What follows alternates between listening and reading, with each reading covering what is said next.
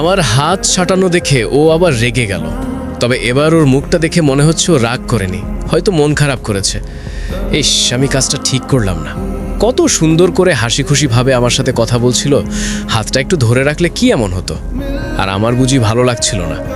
জীবনের প্রথম কোনো মেয়ে আমার হাত ধরেছে, শরীরের প্রতি অঙ্গের সেটাই যেন ভালো লাগার একটা অনুভূতি কাজ করছিল। কিন্তু নিজের সম্মানের কারণে আমার হাত ছাড়ালাম। এখন মনে হচ্ছে যেন আমি নিজে বড় কোনো ভুল করে ফেলেছি।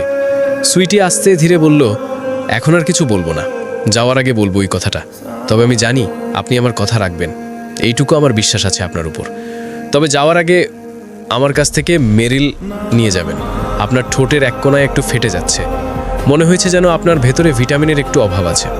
থাক, আর কথা বলাতে হবে না তোমার, এখন চুপচাপ পড়ো, অনেকটাই সময় চলে গেছে। সুইটি আমার দিকে একটা বই এগিয়ে দিয়ে বড্ড সুরেলা কণ্ঠে আরও মায়াবী করে বলল, ও স্যার, আজ না প্রথম দিন, আজকে কি আমাকে আপনি পড়াবেন? আপনার মন বলবে আমাকে পড়ানোর জন্য। যদি আপনার মন বলে তো আমাকে পড়ান, না করব না। তবে আমি জানি আপনি খুব ভালো, আমাকে পড়াবেন না। স্যার, আপনি শার্ট পরে আসবেন না, গেঞ্জিতে আপনাকে খুব মানাবে। সুইটির কথা শুনে আবার নতুন করে ওর কণ্ঠের মায়ায় পড়ে গেলাম। কাস্টমার কেয়ারে যে মেয়েগুলো কাজ করে না, অতি থেকেও আরও সুরেলা কণ্ঠর, শুনলে মনে হয় শুনতেই থাকি। একটা মেয়ের ভেতরে ওপরওয়ালা কত গুণ দিয়েছে। মেয়েদের একটু ভালোবাসার কারণে একটা ছেলে কত কিছু না করতে পারে, আর একটু অবহেলার কারণে একটা ছেলে আত্মহত্যা করে ফেলে। সব কিছু ওপরওয়ালার হাতে, সব কিছু ওপরওয়ালার রহমত। আমি বইটা নিচে রেখে বললাম, যাও, এত করে বলছো যেহেতু বইটা রেখেই দিলাম, তবে কোনো বেয়াদবি করবে না। এর মাঝে দরজা ঠেলে আন্টি ভেতরে প্রবেশ করলো। আন্টি এসে বলল, কি স্যার, আমার মেয়ে আপনার কথা শোনে তো নাকি? আমি ঠোঁটের কোণায় হাসি টেনে বললাম, ও শুনবে না মানে? ওর আম্মু পর্যন্ত আমার কথা শুনবে। ওর আম্মু কিন্তু আমি। আমার সামনেই তুমি এ কথা বলছো? মা আর মেয়েকে একসাথে পড়ানো যাবে না। তবে আপনার এত বড় একটা মেয়ে আছে, এরপরেও আন্টি আপনি খুবই স্মার্ট। সত্যি, আপনার সৌন্দর্যের প্রশংসা করতে হয়। আমার কথা শুনে আন্টি একটু লজ্জা পেল। আমি বুঝতে পারছি হয়তো তিনি আমার কাছ থেকে এসব কথা আশা করেননি, কিন্তু যেটা সত্য আমি তো সেটাই বললাম। তবে ওনার মেয়ের সামনে ওনাকে লজ্জা দিয়ে লাভ নেই। আমি আবার বললাম, ভুল কিছু বললে সরি আন্টি। বাবা, স্যার আমার সামনে আমার আম্মুকে লাইন মারছেন, এটা কিন্তু ঠিক না, আমি বাবাকে বলে দেব। আমি আন্টির হাত থেকে কফের মাগটা নিয়ে বললাম, আমার সামনে যদি কোনো সুন্দরী মেয়ে আসে, আমি তার প্রশংসা না করে পারি না। আমার কথায় কি রাগ করছেন আন্টি? না বাবা, কি বলো তুমি? তোমার কথায় রাগ করব কেন? আমি আরও খুশি হয়েছি। তবে যাই হোক, এসব বাদ দাও। আমার মেয়েকে ভালো করে পড়াবে, এটাই আমি চাই, আর কিছু করতে হবে না তোমাকে। ঠিক আছে আন্টি, এই নিন, আপনার কোনো চিন্তা করতে হবে না, আমি সব কিছু দেখে নেব। তাহলে আমি গেলাম বাবা। যাওয়া লাগবে কেন? আপনি আপনার মেয়ের সাথে বসে পড়েন, সেই বয়স কি এখন আছে আমার? আন্টি চলে গেল। তবে আমি হাসতে হাসতে একা একাই বলছি, মেয়ের আগে মেয়ের মাকে পটিয়ে নিলাম, এটা কি কোনো কথা? স্যার, আমার আম্মুকে লাইন মেরে লাভ নেই, আম্মু কিন্তু ভেতর থেকে খুব শক্ত। হয়েছে, তোমাকে আর কিছু বলতে হবে না। এখন কি পড়বে নাকি আজকের মতো আমি বিদায় নেব? চলে যাবেন আপনি স্যার? যেতে তো হবেই, রাত হয়ে গেছে অনেক। আচ্ছা, আপনি কি স্টেশনের ওই ছেলেটা না? সুইটির কথা শুনে মনে মনে বললাম, বলে দিব নাকি সব কিছু? বলে আবার কি না কি করে কে জানে। যে রাগী মেয়ে, চোখ মুখে একদম লাল হয়ে যায়। তবে এত কিছু গোপন করে লাভ নেই কোনো, এর থেকে বরং বলেই দেই, এটাই ভালো। এখন তো ও আমাকে একটু হলেও সম্মান করে, বিশ্বাস করতে শুরু করেছে আমাকে। তবে আমি এটা বুঝি না, এত পিচ্চি একটা মেয়ে অতিরিক্ত কিউট কিভাবে হতে পারে। ও স্যার, বলেন না প্লিজ, আমি আপনার মুখ থেকে শুনতে চাই। আচ্ছা ঠিক আছে, শোনো, বলছি আমি হলাম সেই ছেলে, আর কালকে মাত্র গ্রাম থেকে শহরে এসেছি। তখন কি তুমি বলবে যে আমি আপনার কাছে পড়বো না স্যার? ছি ছি, এসব কি বলেন স্যার? আমি কি এই কথা কোনো সময় বলেছি যে আমি আপনার কাছে পড়বো না?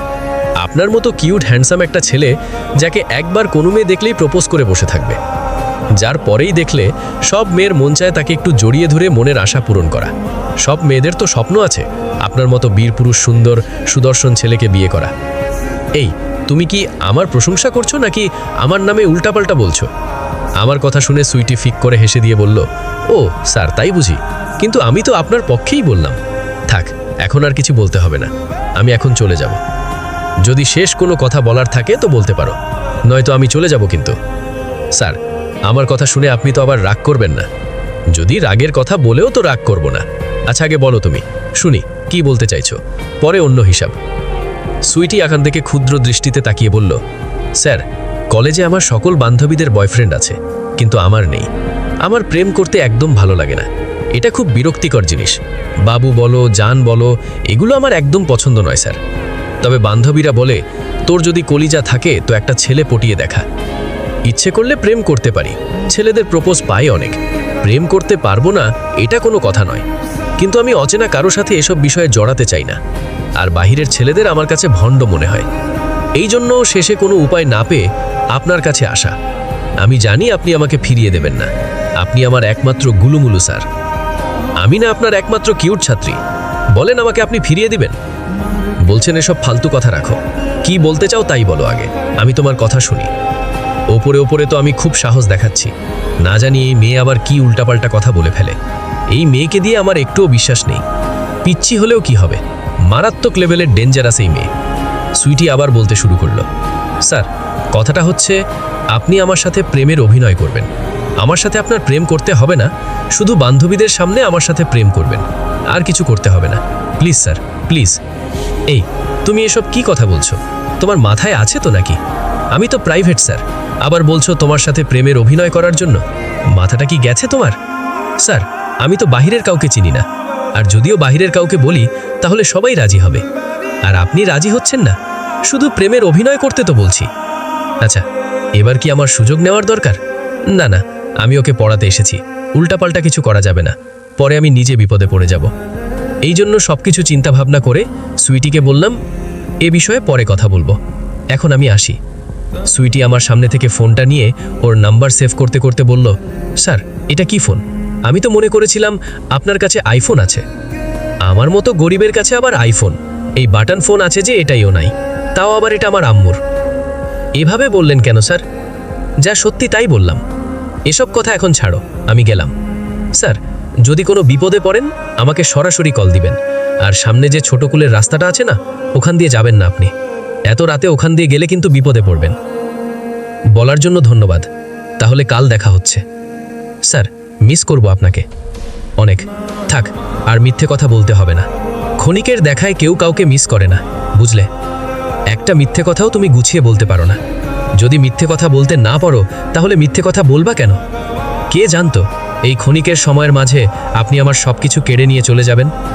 সুইটি একা একাই বকবক করতে লাগলো। ওর কথা শুনে আর আমার এখন কোনো লাভ নেই। নিচে নামতেই পিচ্চি ছেলেটা আঙ্কেলের কোল থেকে দৌড়ে এসে আমার সামনে বলল, দুলা ভাই আপনি এতক্ষণ আপুর রুমে কি করছিলেন? এই রে, এখন মনে হচ্ছে এই ছেলে আমার মান ইজ্জত যা আছে সব খেয়ে ফেলবে। বড় বোন যেমন হয়েছে ছোট ভাই ঠিক তেমন হয়েছে।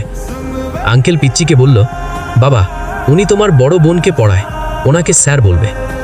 দুলাভাই ডাকলে খারাপ দেখাবে বিষয়টা। পিচ্চি ছেলেটা উল্টা বলল, আমি দুলাভাই ডাকবো, তাতে তোমার কি বাবা? আমি পিচ্চির কথা শুনে বললাম, থাক না আঙ্কেল, ছোট মানুষ, যা পারে তাই ডাকো।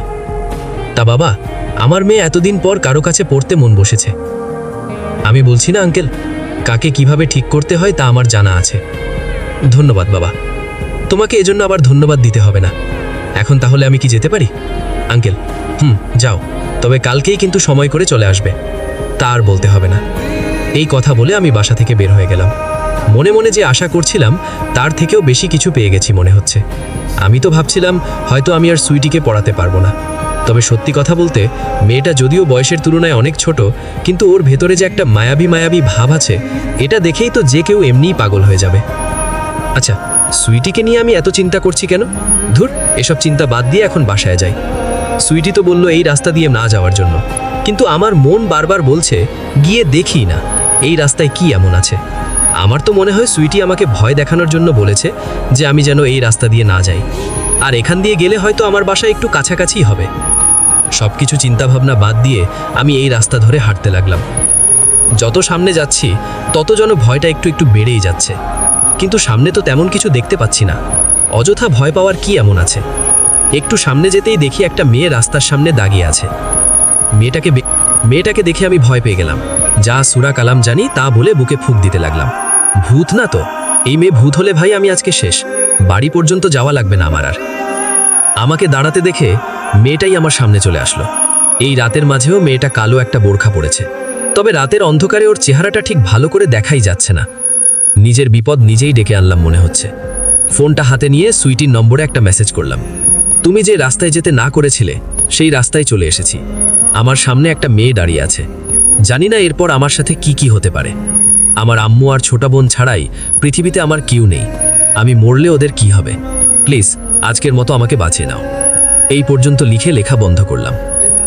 অচেনা সেই মেয়েটা বলল, ভাইয়া আমি গ্রাম থেকে এখানে এসেছি, কিন্তু এত রাতে আমার এখানে ভয় লাগছে। আপনি প্লিজ আমাকে একটু সামনে পর্যন্ত দেখিয়ে দিবেন? মেয়েটার কথা শুনে মনের ভেতর থেকে ভয়টা একেবারে দূর হয়ে গেল। আরে ও তো গ্রামের মেয়ে, এই মেয়ে আবার আমার কি করবে? আমি বলে দিলাম, আচ্ছা ঠিক আছে চলেন।